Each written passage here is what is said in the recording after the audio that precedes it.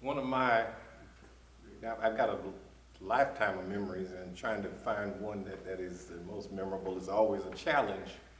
But I think they're even though they're two, they're both connected, and it had to do with some lessons that my mother taught me and my brother Skeet.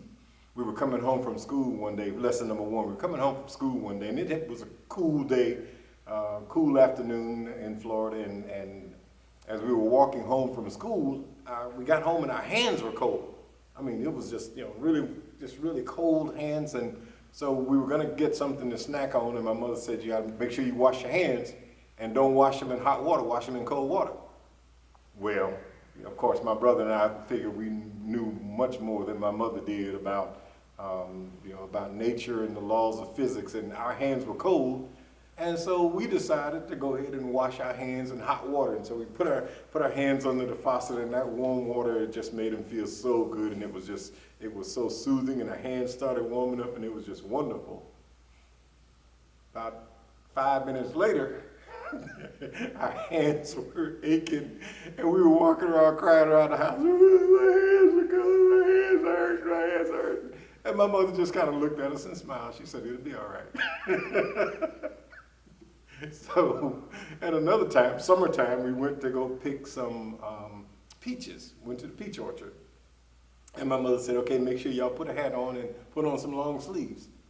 Well, in North Florida, where we were down in Quincy, in summertime, it was 155 degrees out there. And so we decided we were not gonna put on any long sleeves, and we were not gonna put a hat on. And so she had on her sunbonnet, and she had the scarf around, and she had her long sleeve shirts on. And so a long sleeve blouse. And so we got to the peach orchard, and my brother, we were picking peaches and tossing them in the air and putting them in the basket. And she just looked back at us and smiled every now and then. And so when we finally finished picking our peaches and we got to the house, maybe about 10 minutes or so after we got into the house, the peach fuzz kicked in. And we were itching and scratching, and I mean, it was almost like we wanted to peel the skin off to get some relief. And my mother just kind of looked at us and smiled, and she said, it'll be all right. So she never said, I told you so, but it'll be all right. And that was the most.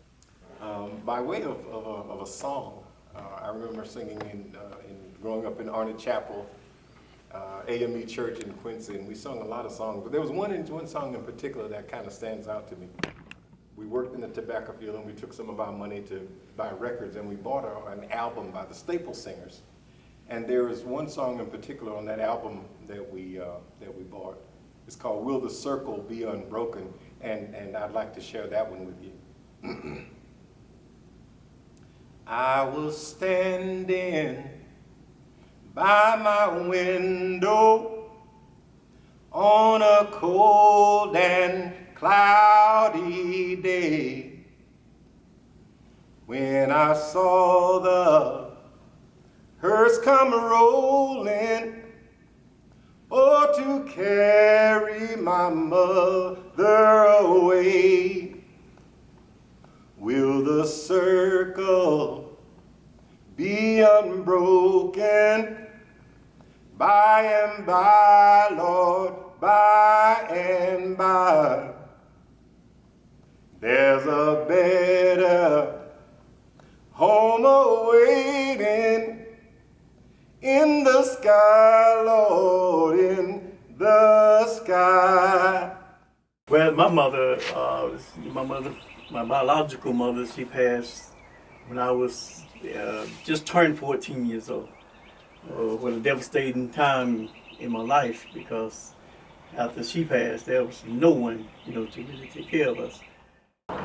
This lady stepped in, and she took care of 14 hell of children, which when I look back at now, since I'm grown and I'm a little more mature in life, I just can't understand that, how someone just steps in and take care of that many people, someone else's children.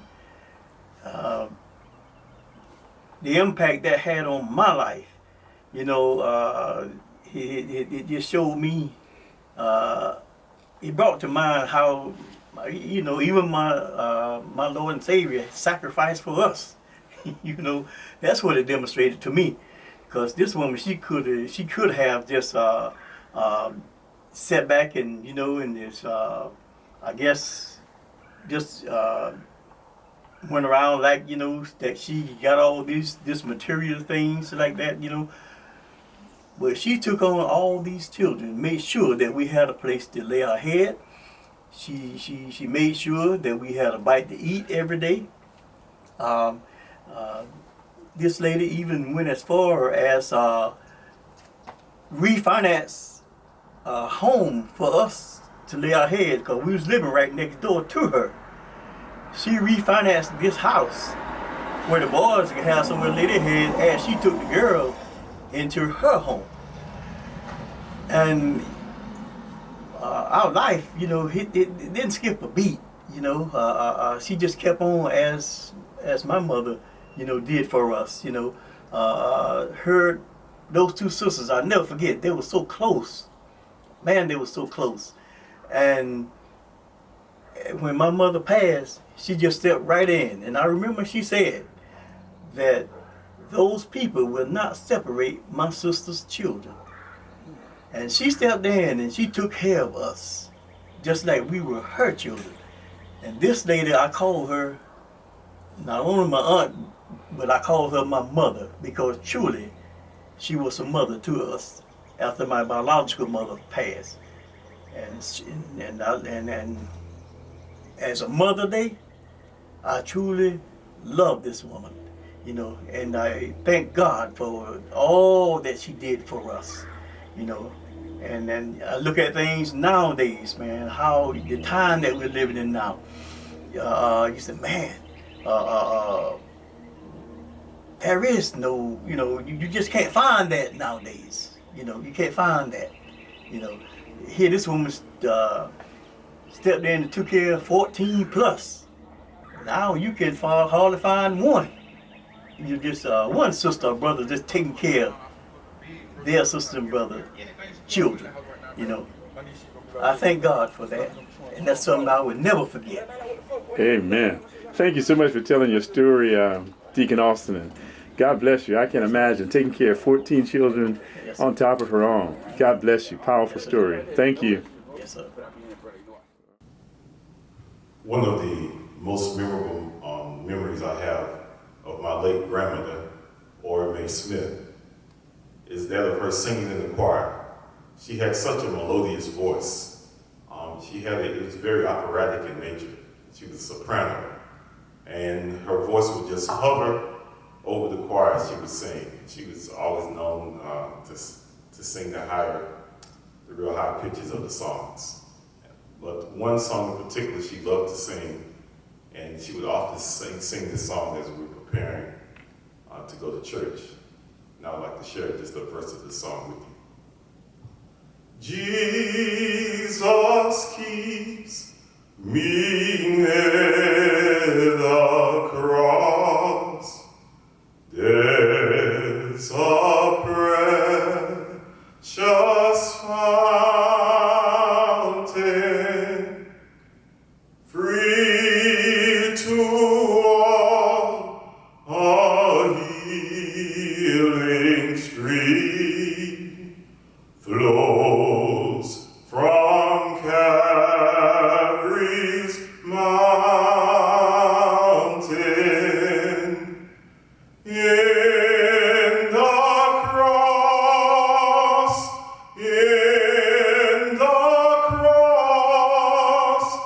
be my glory ever, till I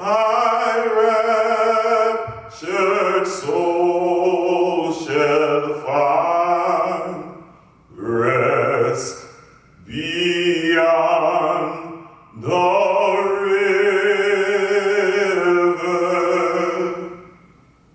Thank you. Happy Mother's Day. Three things that will be outstanding in my mind about my mother. She spent hours knitting hats and giving them away to anyone that she thought needed the hats.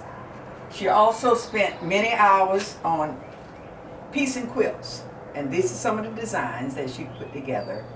And the third thing is working with her pot plants.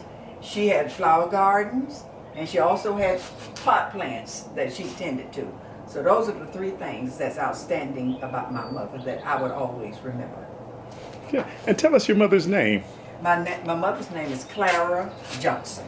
And she, everybody say I'm a picture of her. When they see me, they think that they're looking at my mama again. And my mama died 2 years ago at the age of 106. wow. And so old age and being preserved and long life is a pattern that runs in your family? I think it does. I think it does. And so I can think. My mama was a hard worker. She did a lot of canning. And I think the knitting with her fingers kept her fingers loose, because I'm getting arthritis in my fingers now because I'm maybe not using enough. All right. Well, thank you so much, Ms. Gold, for being one of our Mother's Day reflections.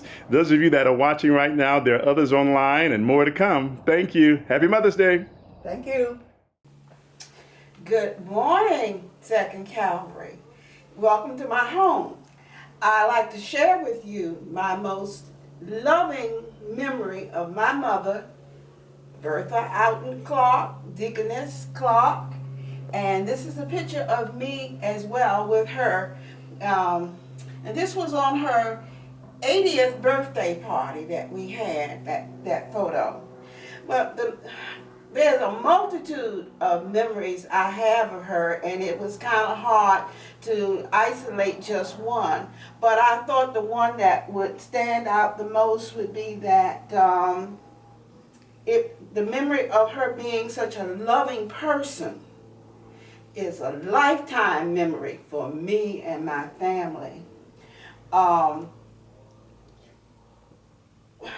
love for her family and all the concerns that she had for her family, whether they deserved it, whether they earned it, or whether they desired it or not, she was totally committed to her family. Her love for God helped her in everything that she did for us. The love that she had for her family, her friends, her community, and her church. She just loved everybody. There was nothing too much that she couldn't do for you that would bring a smile to your face, and the smile that she carried on her face all the time. She was just like Jesus. That song that we sing sometime, whatever you need, God's got it. And in her case, whatever you needed, she had it. And she gave her all in all to all of us. All you had to do, if she didn't recognize it, was it would come to her and she would provide it. So that's my most loving concern for my mother, and the love that I have for her. And I miss her dearly. And there's not a day that doesn't go by that I can't think of something that we did together. Amen. Would you sing a little bit of Whatever You Need, God's Got It? Sing a little bit in honor of your mother. Whatever you need, God's got it. Whatever you want, God's got it. If you need money, God's got it. If you need a friend, God's got it. So give your all to Jesus. Well, because God's got it. Oh, yes, God's got it. Amen. Thank you, Miss Mickle, and happy Mother's Day. Amen. Hello everyone. My favorite Mother's Day memory is when me and my mother had traveled to Philadelphia to visit my grandmother. And I think that was the last time that we saw her. We all were able to take her out to eat. and just spend time. And she kept asking about, where's my boiled peanuts? Where's my boiled peanuts? And I think she ate the entire bag that day. And then we ate and we just enjoyed and spending time with one another. And that was my favorite memory of my grandmother, Maggie Irene Boney. My favorite Mother's Day moment was when we all lived in Philadelphia and all of us was together, my sister, her children, and my daughter, and we just all took my mother out. We all went to a restaurant for dinner. But the thing of it was she had all her babies together. Each generation was there. And that was something that I really enjoyed. And then we all took pictures, with her. And we just had a good time. Saria. Okay, my mother, she loved to cook back in the days, and she would cook with big dinners on Sunday. People in the neighborhood would stop by, and she loved that. And for her fried chicken and macaroni, and she loved to participate in church stuff. She never missed a wedding or a funeral or anything like that. She just loved to do stuff like that. And she had a flower garden that she loved working in. So I can go on and on and on. But she is, I guess she was the strongest of all her sisters. And her nieces and nephews, and they just adore her, love her unconditionally. But sometimes she can be difficult, but they love her no matter what, and we love her too. You love your mom. So Nia, tell us your favorite Mother's Day story. Start talking. My favorite Mother's Day was when we had all celebrated the mothers that were in this house, and we had gave them gifts, and they were so happy. And that's what I had enjoyed when my mom was smiling when I had gave her my gift. Memory. When my Mother's Day was, I was at school, and I made a card for her, it's still up there. And my art teacher, she drew the pictures, and I wrote The words. the words. Okay. And when she saw my gifts, she was so happy. Okay, Thank you. thank you. And last but not least, Saria, tell us Yanni, tell us your favorite Mother's Day story. My favorite Mother's Day story is a lot of memories of me and my mom. I hope to make more, but my favorite would have to be, I guess, like painting with her and spending that quality time with her, having that one-on-one. Not a lot of people get that, and I'm grateful that I had that. I remember something that had a lot of impact on my life that came from my mother. My mother attended, along with my grandfather, the first Little League baseball game that I participated in. And I just wanted to make her proud. But every time I got up to bat, I struck out.